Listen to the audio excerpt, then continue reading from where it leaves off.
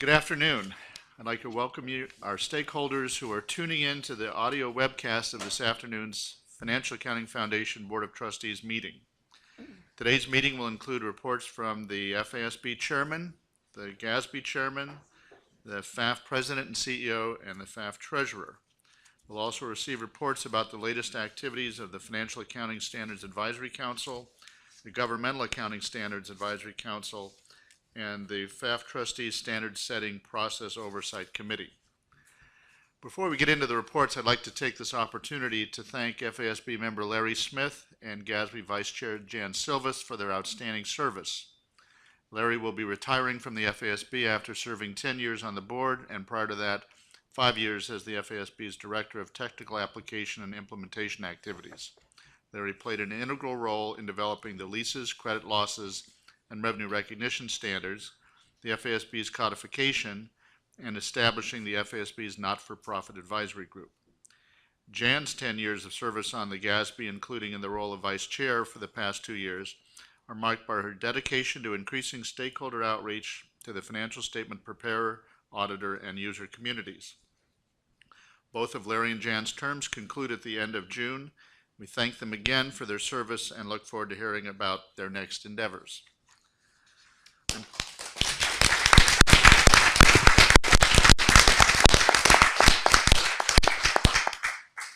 I'm pleased to announce that yesterday the trustees voted to appoint current Gatsby member Jeff Praviti to succeed Jan Silvas as vice chairman of the Gatsby. Jeff is a former credit analyst with more than 2 decades of rating agency experience and began his tenure on the Gatsby on July 1st, 2016. Jeff's term as vice chairman will start on July 1st of this year. Please join me in congratulating Jeff on his appointment. We will issue a public announcement of Jeff's appointment after this meeting.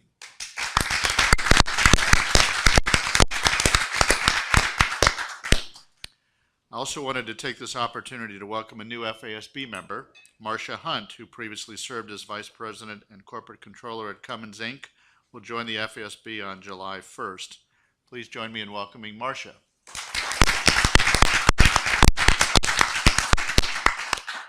As I mentioned earlier, today's meeting is being held in Washington, D.C. Each year, the trustees travel here for our May quarterly meetings and to meet with members of Congress, regulators, and other organizations with an interest in high-quality financial reporting.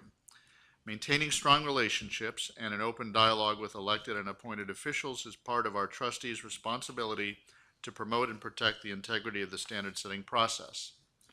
Earlier today, we had good substantive meetings with a number of members of Congress on issues of mutual interest. Our meetings gave them the chance to tell us what they're hearing from their constituents and gave us the opportunity to provide them with updates on key activities underway at the FASB, the Gatsby, and the Financial Accounting Foundation. Each year, we look forward to this opportunity to meet face-to-face, answer their questions, and to demonstrate why an independent standard-setting process that engages diverse stockholder views is critical to developing the highest quality accounting standards possible. With that, let's move to our regular agenda, and I believe we start with Les Golden, our FASB chair. Thank you. My formal report, you will find it on master page 71, and I want to highlight some of the significant activities that the FASB did in the first quarter of 2017. We issued a revised definition of a business, and while the current definition had the same words as our counterparts at the ISB, the outcomes were different, and we believe that these changes will promote a more common outcome amongst the international community. We also issued an improvement to the accounting for goodwill impairment. And like the definition of business, we believe that this change will be more aligned with the international community and will save costs to U.S. public companies. We issued an improvement to disaggregating pension cost, an improvement that was asked for and well received by the investor community. And we issued for public comment the final phase of our disclosure framework, improving the disclosures for inventory, and a simplification initiative to align the accounting for non-employee stock-based compensation with that of an employee-based stock compensation. We made significant decisions in final deliberations on our financial instruments hedge accounting, and we're hopeful to have the final board meeting on hedge accounting before June 30th of 2017. Tomorrow, I expect to have the final board meeting on a technical improvement to improve consolidation accounting, specifically related to common control and related party activities. If the board does vote to approve this, we will issue it for public exposure. And the decisions are based on numbers of meetings, a lot of research, and a specific advice from a private company counsel. Also in the first quarter, we continue to ask the staff to bring to us research about our agenda consultation, specifically on matters around intangible assets, pensions and other post-retirement benefits, distinguishing liabilities in equity, and reporting performance and cash flows. We expect to have a vote on the FASB's future agenda in the third quarter of 2017. We also expect to begin the final deliberations in the third quarter of 2017 on our long-duration insurance project, as well as the disclosure framework. Subsequent to the completion of the first quarter, and recently, the FASB issued an invitation to comment on how we can improve the efficiency and effectiveness of the FASB staff process on XBRL, and we look forward to those comments, as well as hosting a roundtable on this matter in the third quarter. Be happy to answer any of the trustees' questions on the activities of the first quarter, as well as anything following the first quarter. Questions for Russ? Terry? Russ, one thing that I think we would be interested in hearing about is with Larry Smith's retirement and his role in the CECL project. Have you considered who will lead the FASB's implementation monitoring of CECL going forward? Sure. As I said before, we all believe that it's important that the FASB monitor the progress of implementation on all of the major projects, including CECL. And Larry Smith has done an excellent job of leading the effort, monitoring the implementation and chairing the Transition Resource Group. He's also been doing that in consultation with Hal Schroeder, and Hal is who we will ask to lead that effort from the board's perspective going forward. As you know, Hal has spent a lot of time educating regulators around the country about the objective of CECL and what the board intended. Hal will continue to be supported by Sue Cosper and Matt Esposito. Matt is the assistant director who is involved in the project and has significant experience in both auditing and preparing financial statements of financial institutions. So I'd like to thank Larry for his service and thank Hal for his willingness to take on this responsibility. Ken?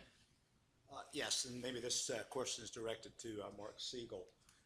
I saw that we recently sponsored a webcast on revenue recognition. Could you provide us a bit of an update on kind of the overall activities and what kind of feedback we're getting from those efforts? Sure, Ken. The idea there is, as Russ was talking about implementation of new accounting standards with respect to CECL, we also obviously have revenue recognition coming up, going effective in 2018 for calendar year companies, some early adopting during 2017.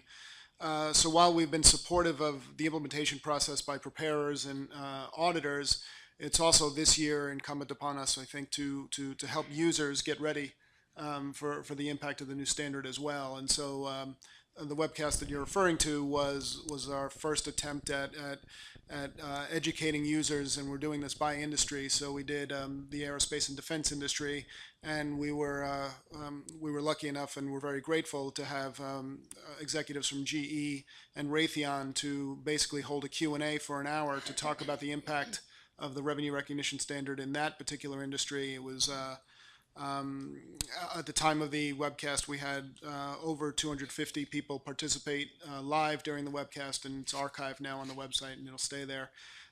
Next month, we're going to do one on software and software as a service industry, and we're lucky enough to have representatives from IBM and Microsoft who will participate in a Q&A session on that industry, and we'll open that up for investors as well. So it's just it's an ongoing effort to help the implementation on the investor front, as we're already been doing on the preparer and auditor front.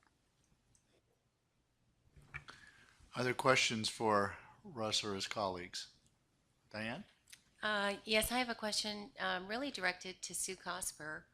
I understand that from Russ's comments at the Oversight Committee meeting yesterday that the FASB staff recently presented information to the IASB on the research done on the presentation project, and that the IASB staff recently presented aspects of their conceptual framework project to the FASB.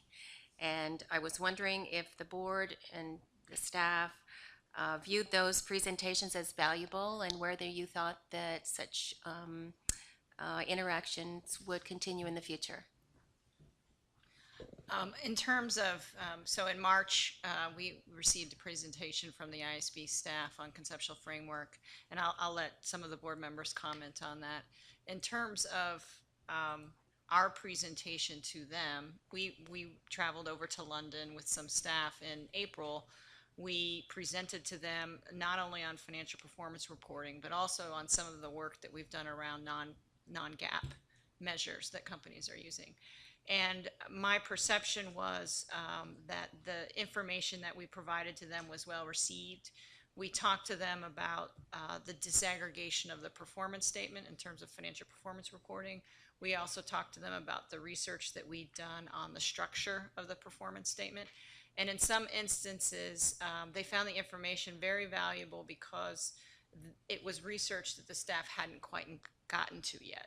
And so we received a lot of questions. It was a great opportunity for direct staff-to-staff interaction and to discuss some of the things and share information. So from my perspective, it was very valuable. And likewise, from a staff perspective on the presentations on conceptual framework, it was valuable to us in our research as well. But I'll let some of the board speak about. Thank you. Yeah, I'll just speak as a board member. What my impressions were from that opportunity to have the ISB come and visit and speak with us about their conceptual framework project. They're further ahead in their project, which I think is going to be helpful to us as we go forward, because we can sort of learn from their experiences in the project, and also see where they've come out and use that as input into our process to determine whether or not we should come out in the same place or not, and if not, why. In terms of similarities in approach, one of the things that struck me is that just like they are not starting with a clean sheet of paper, but we're just trying to update and improve their conceptual framework, we're doing the same thing. Another thing that struck me was that they made the decision to work on multiple parts of the conceptual framework at the same time. We're going down the same path, and that's not surprising because all of the components are interrelated. And so it's really hard to work on measurement, for example, without thinking about presentation, and so you really have to work on those together. The one thing that I thought was interesting was that we currently have a converged objective of financial reporting, and that's very important because all of those components of the conceptual framework need to support that objective of financial reporting. That's really the anchor. And as long as the objective of financial reporting is the same, and we are being very disciplined in making sure that the components support that objective, then you would expect that we'll roughly end up in the same places in terms of the components of the conceptual framework. But the ISB is making some changes to their objective of financial reporting, putting back in more of an emphasis on stewardship and something that they refer to as cautious prudence. I don't think we're going to go down that path. I think in fact, we did decide that we were going to confirm that we were going to stick with the current objective. But there was a lot of discussion in the group as to whether or not those differences were going to be substantive and really drive any major differences in where they've ended up in terms of the components. So all in all, I think it was a great opportunity to have them come bring us up to speed on what they were doing, and I think we'll continue to monitor that and use that as a resource as we go through our own process. Russ, any plans to continue the dialogue with the ISB and expand that at all? I believe so. I mean, I as a board member found it helpful when they came here and in consultation with Sue and the other staffs. I think that not only did the FASB staff helpful, but also I've had conversations with the chairman of the ISB, and he assured me that his board found it helpful. So as a result of that, I do expect to have these continuing the dialogue with members of the ISB and members of the ISB staff. Great. Other questions for Russ, or as board members?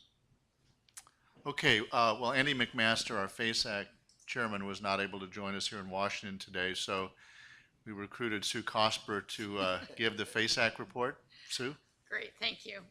The FASAC Chair Report can be found on master page 86 in your materials.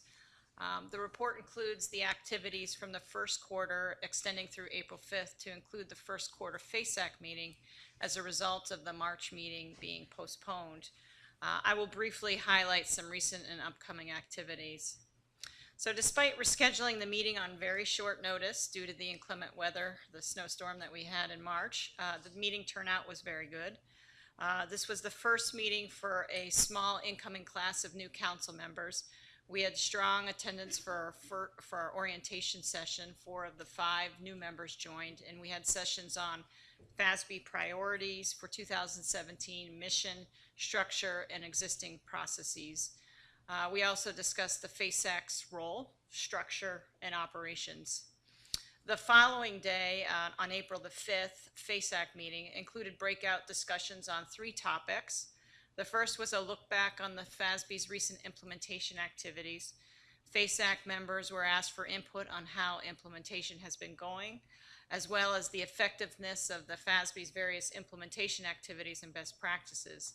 The session was focused on the implementation process, not so much on specific implementation questions.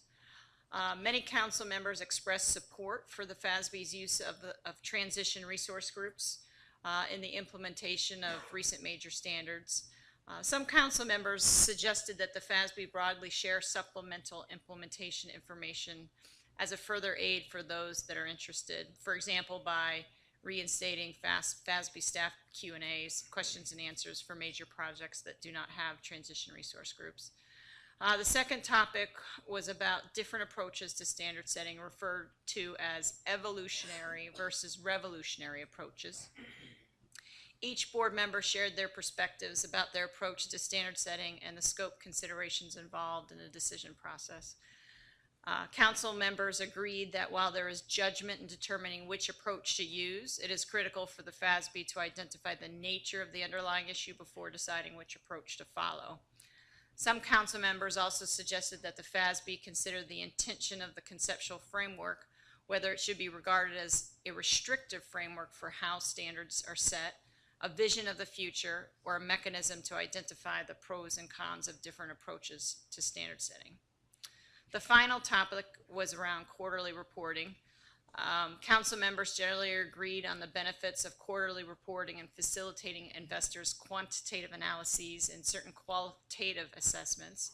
Most council members observed that the frequency of quarterly reporting remains appropriate and that the quarterly reports are viewed as an integral part of the year. We were very pleased to have incoming FASB board member Marcia Hunt join the meeting as an invited guest and have FAF trustee Chuck Allen observe the meeting. In terms of upcoming meetings, the FASAC chair held a call last week with the FASAC steering committee to refresh and identify future topics for the remainder of the year and into 2018. Master page 91 in your materials provides the planned future topics and meetings. Based on FASAC steering committee call, there will be a few other revisions to the schedule and it will continue to be updated quarterly. The timing and prioritization of the various topics is fluid. Preparations for the June FASAC meeting are underway. FASAC will discuss technology. How has evolution in technology changed the preparation and consumption of information? Implications on the impact to recognition, measurement, presentation, or disclosure.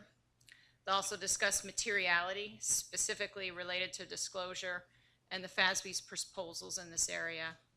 And with that, I'd be happy to take any questions. Questions for Sue? Okay, thank you, Sue. Dave Vaught, the Gatsby Chair Report. Yes, you'll find my report beginning on page 92 of your materials. Just a few highlights from that report. During the first quarter of 2017, we did issue 2 standards, Statement 84 on fiduciary activities and Statement 85 on omnibus. For you that might wonder what that's about, that's several small topics that diversity brought together in one, but I was making a presentation recently and somebody said, I thought you said on the bus. No, it's omnibus. As far as changes to the standard setting agenda, the board did review our technical agenda at our April meeting, but no new projects were actually added to the technical agenda at that time. For pre-agenda research, however, we did add 2 additional topics. The first being information technology arrangements including cloud computing, which I know our sister board is also working on similar topic, and then also public-private partnerships, including a reexamination of statement number 60. So we've been doing a lot of significant outreach to stakeholders in our research on note disclosures.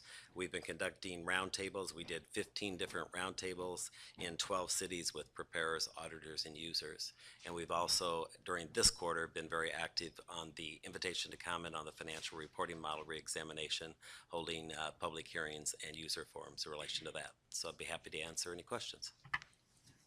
Questions for Dave? Myra?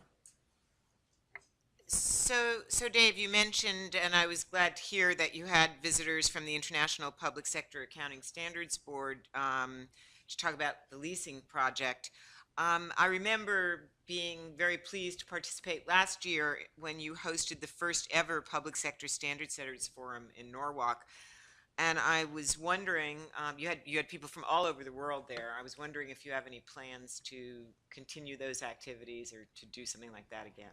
Yeah, we were very fortunate to have the opportunity to host the first one. It was actually sponsored by the International Public Sector Accounting Standards Board. And we actually had over 70 participants, far exceeded our expectations, from over 30 countries. So it was very well attended.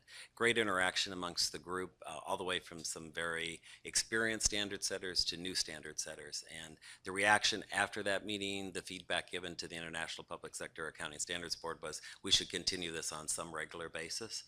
So there is another forum scheduled here on July 3rd and 4th, and it's being hosted this year in Switzerland.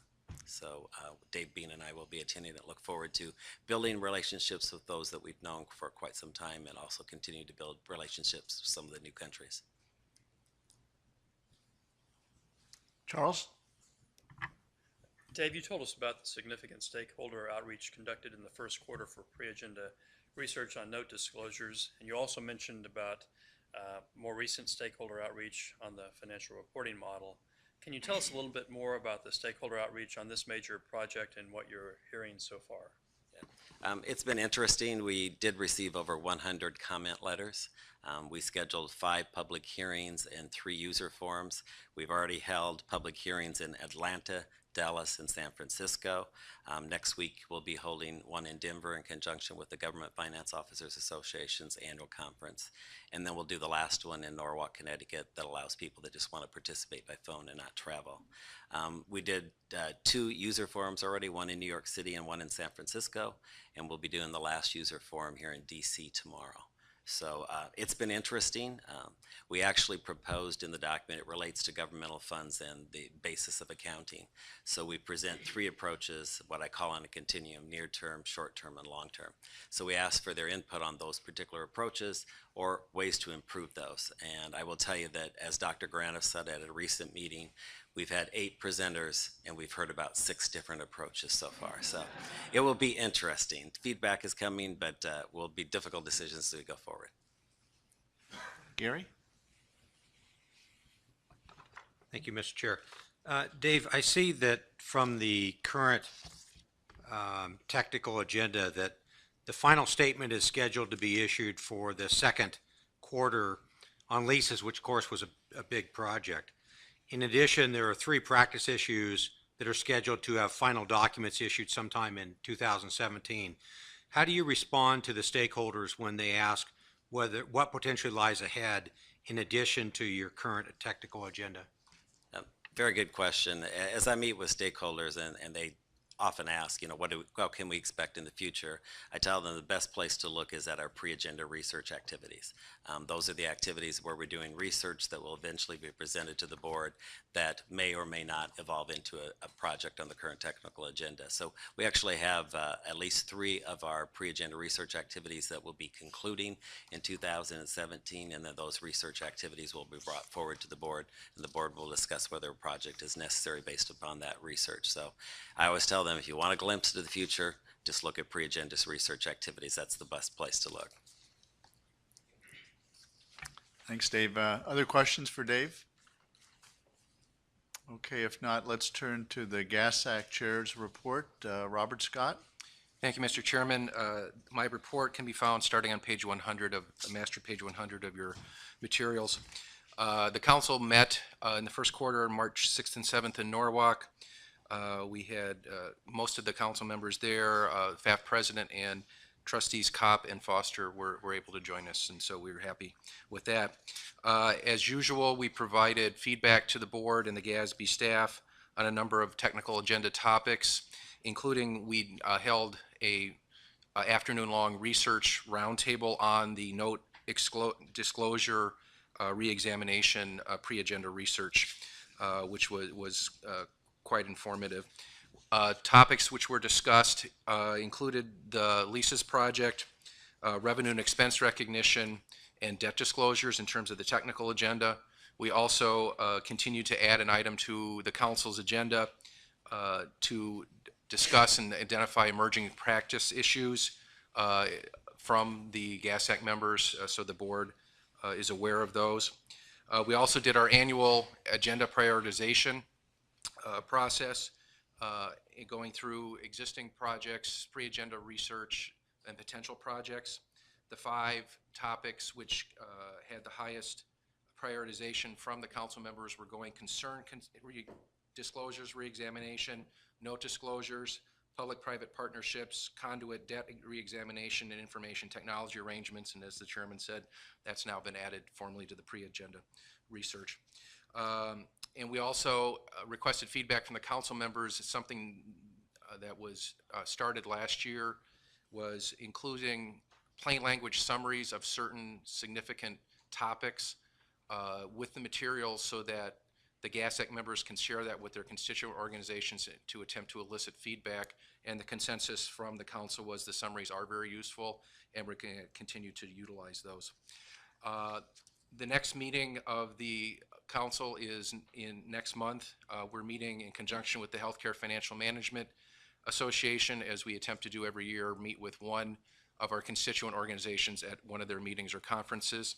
And that will be held June 26th and 27th in Orlando. And as always, we would welcome trustees' attendance at that. With that, Mr. Chairman, I'd take any questions that the board may have. Thank you, Robert. Any questions for Robert? Okay, thanks again. Terry, the FAF President and CEO report. Thank you, Chuck. Just a few things to mention. One of the most important responsibilities of the trustees is to conduct the searches and make the appointments for FASB and GASB members, as well as members of FASAC, GASAC, and PCC.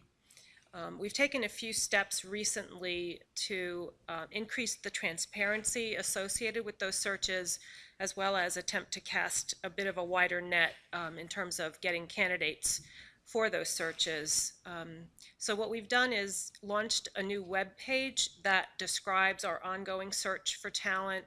As I mentioned, the standard setting boards, advisory councils, and the trustees themselves. So as I said, we're looking for new ways to attract and retain extraordinary people who do the extraordinary work of the standard setting bodies.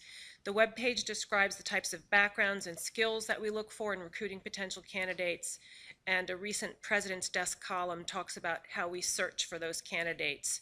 We have several current searches underway, and those searches include, we have 2 non-governmental trustees whose terms will be ending at the end of this year, John Dugan and Anne Marie Petak. So we have active searches underway for their successors.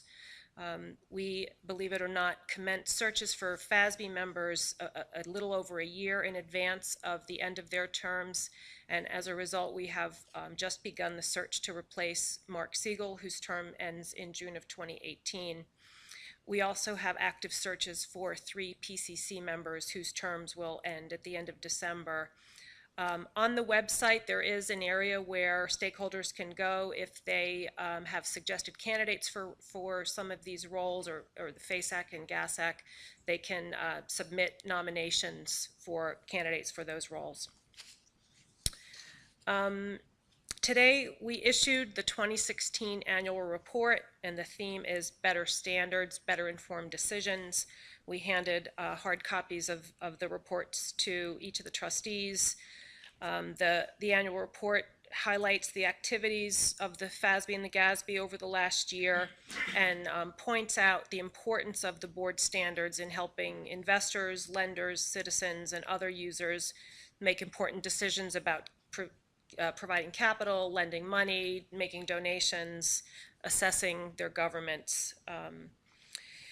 We also included in the annual report a 2-page piece that talks about how we're funded, because we continue to learn that there continues to be confusion among our stakeholders in understanding how the FASB and the GASB are funded. So that can be found within the annual report. We will be including an online version of that report on our website with some additional features, including a video on why GAAP is important, and we're hoping it will appeal to non-accountants so that they can understand better about GAAP, its importance, and what the standard-setting boards do. So the digital version of our annual report should be posted on our website imminently. I've spoken in this space before about the IT upgrade project that's underway. It continues to be on track. The trustees received an update on this yesterday afternoon. Our most significant initiative for the year is a stakeholder relationship management system. This system focuses on stakeholder information management with tools to facilitate the standard setting activities, including comment letter analysis and analyzing comment letter information to help the FASB and the GASB better look at that input and apply it in their standard setting activities. Finally, our annual DC meeting every year requires an enormous amount of logistics, and I just want to say thank you to Sherry Thomas, Barbara Dempsey, Todd Cranford, and the DC team for the work that they did in pulling off these last 3 days of meetings.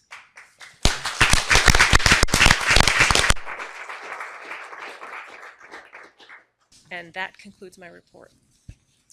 Thanks, Terry. Any questions for Terry? Okay. Before we turn to the reports by our trustees, I'm reminded that we need to consider the approval of the February 28th minutes of the Board of Trustees. If I have may I have a motion, please? I move approval. Second. All in favor? Aye. Oppose or abstain? Thank you. Okay, with that, I'd like to turn to the report of the Standard Setting Process Oversight Committee, Nancy Kopp and Terry Warfield. Thank you, Mr. Chairman. I will begin our report and Nancy will follow. The committee met on Monday afternoon for our quarterly meeting, and Russ Golden and Dave Vaught, chairs of the FASB and GASB respectively, reported on significant agenda topics and other matters of importance, and actually many of those you heard a little bit about in their reports just a few minutes ago. Some other agenda items of interest that are important at Monday's meeting concerned a variety of activities that both the FASB and the GASB engage in after a standard is issued, and these are referred to as post-issuance and implementation activities. Dave and Russ described what they do in general, and then specifically for some recently issued standards, they were able to kind of help the committee understand what they do, and then the importance of those activities. And actually one of the things that we commented on was one, to kind of be complimentary about the process, particularly with respect to how that feeds into the PIR process that happens in a few years once the standards are out a bit. So the FASB, Russ talked about the transition resource groups with respect to revenue recognition and credit losses. And then Dave was able to help us understand what was going on with the communication resource group for pensions and OPEBs. A couple other items of interest, which we were glad to hear about because we've been following these activities a bit. Mark Siegel provided an update on the board's engagement and monitoring of sustainability and integrated reporting, and actually Mark gave us a real good understanding of how the FASB's efforts fit into that landscape, and helped us understand where our best contributions might be in that space. And then we received a FASB staff report, which is customary with respect to standards about to be issued, and we received a report on that with respect to the hedging document that Russ mentioned. With respect to PCC matters, the first PCC meeting of the year was held in April, and committee members Tony Dowd attended that meeting, and Diane Rubin, I think, listened in to monitor those meetings. There were 3 new PCC members participating in the meeting, and they were engaged, and actually I think we were glad that, as reported out by Candy Wright, that we kind of had a transition meeting where the new PCC members got to kind of observe the meetings in advance of the first meeting they were actually members of. But it seemed like the PCC worked very well.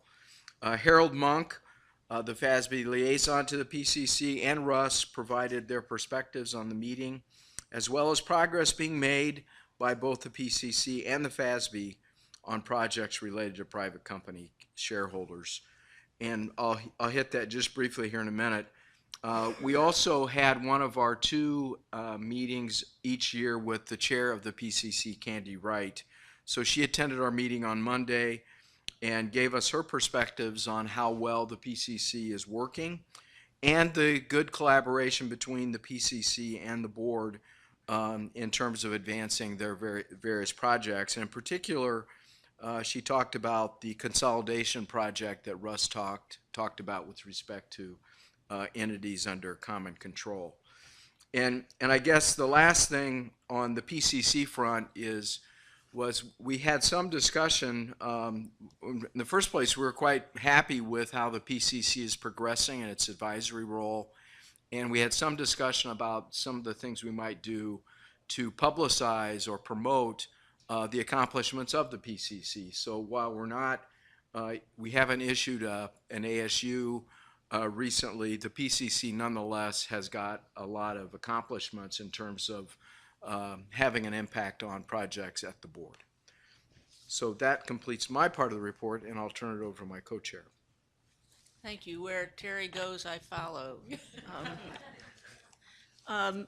We focused in the second part of our meeting on Monday on a couple of things. The first being the review of the Gatsby scope of authority consultation process policy, which was created in 2013 after a lot of discussion and work with a broad range of stakeholders. And the question is whether a proposed a standard in the research, at the research stage, would fall into scope 1, clearly within the scope of the Gatsby.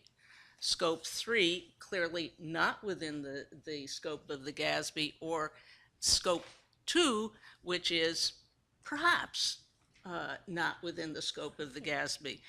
And when the policy was issued and implemented starting in 2013, it called for the foundation, the trustees, to review it after 3 years. Well, the fact of the matter is, in those 3 years, there have been no standards proposed that fell outside of scope 1, which was, we thought, good, strong news.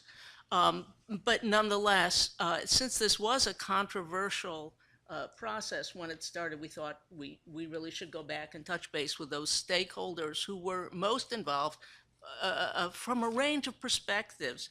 And so the staff has spoken, the FAF staff has spoken to several of the Gatsby stakeholders, and the committee met Monday with David to discuss his perspective on it. We are sort of bringing all this together to talk to the GASAC in Florida at the meeting in June.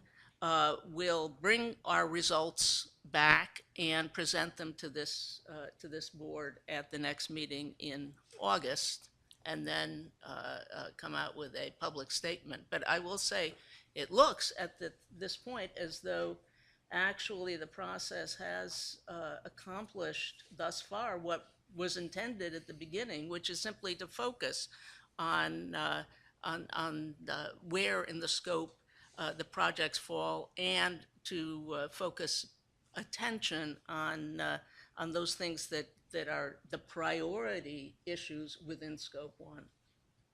That was a very interesting discussion, followed by reports from the trustees and others on trustee observation of council and board meetings since our last FAF meeting. Robert Scott mentioned the GASAC meeting in March, which I attended and which Eloise Foster attended, and we had a discussion. We were very impressed, I have to say. Robert, I'm not sure if you were at our meeting Monday to hear us say the extent of active participation in that meeting from all the participants. First of all, the attendance was terrific. And secondly, the participation was really very, very good. Some thorough discussion. Not everybody was rubber stamping what their neighbors were saying. There was a lot of discussion and engagement, and we were very impressed in terms of just seeing a strong and I believe strengthened process. And then in April, Chuck Allen attended the FASAC meeting, and Sue Carter sat in on a FASB board meeting. And we are now engaged, I think, in a process of not intervening and not getting involved in the standards, but just trying to understand how the process is going and make observations. And any of the other trustees who sat in on those meetings would like to add anything. Where I lead, you can. Certainly where you lead now, I will follow. So, yeah, I did sit on the FASAC meeting, and I will tell you that I found it very beneficial in understanding sort of how that process works, and watching the committee members give feedback to the FASB board meeting and that dialogue. And I thought Andy McMaster especially did a good job in creating the dialogue and engaging the committee members and the board members, especially in the breakout sessions. And so I found that especially where much of the rich dialogue took place. So, from my perspective, it was helpful to me in understanding how the process worked, but I think also it was beneficial to me to see the feedback and how valuable that feedback is from the committee members to the board. So I would encourage others to attend the FASAC meeting if you get the chance. I think they welcome your attendance, and I would also encourage you to not participate, but observe in the dialogue and the breakout sessions. I think that's where the rich feedback comes from. I would concur with my experience and sitting on last week's FASB meeting. It was really helpful for me to better understand the FASB work. I was impressed with the quality of the discussion, and I was also impressed with the preparation of the staff who were presenting the different topics. I also a big takeaway for me was how very well-informed experts can disagree and have differing points of view on topics, defend those points of view, and need to go back and do further work, which is the case in a couple of issues. I thought the meeting was very well run, and I thought all of the board members contributed actively. So for me, it was a really terrific experience. I would concur with the comments that Nancy made. I attended the March 7th meeting. I found the meeting very interesting. The discussion was very thorough. The papers and overviews that were provided were in detail, and I found that extremely helpful. The chair ran the meeting very efficiently.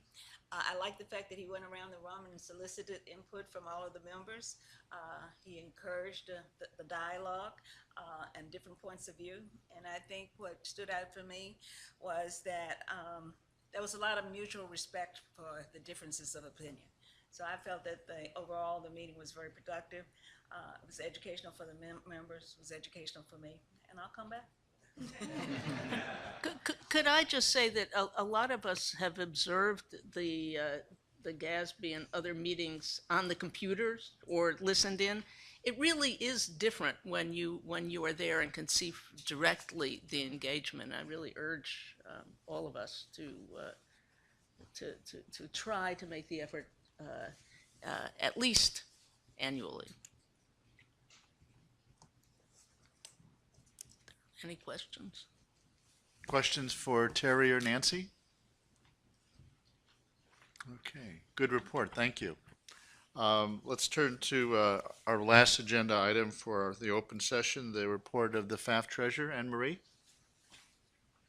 Okay, the report begins on page 103 of your iPads. Just in summary, we ended the first quarter of 2017 with $64,351,000 of net assets. That is down $157,000 from the end of the year, $230,000 from a year ago, and at the same time, that's $182,000 better than budget. The favorable variance from budget is coming from some favorable expenses, both in terms of people and travel expense at the FASB primarily, offset partially by lower revenues. Both of those variances, though, within 1 to 2% of budget. So, not very large variances overall.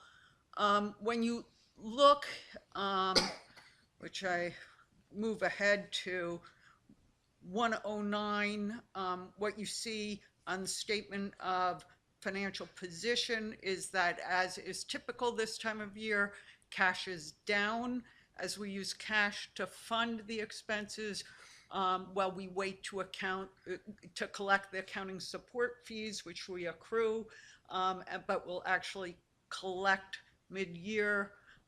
So just a reminder, that's how the balance sheet normally behaves. And then, from a people perspective, we're now running very close to budget, within 2 people as far as the total budgeted headcount. So we ended the quarter with 169 people aboard. Any questions? Questions for Anne Marie? Okay, Anne Marie, thank you for your report. This now concludes the public session of our Board of Trustees meeting. I want to obviously thank all of our participants here for their contribution. Also thank those of you listening on the webcast, as well as those joining us here in Washington, D.C. in person. Have a good day, and we will look forward to our next report and discussion with you in August.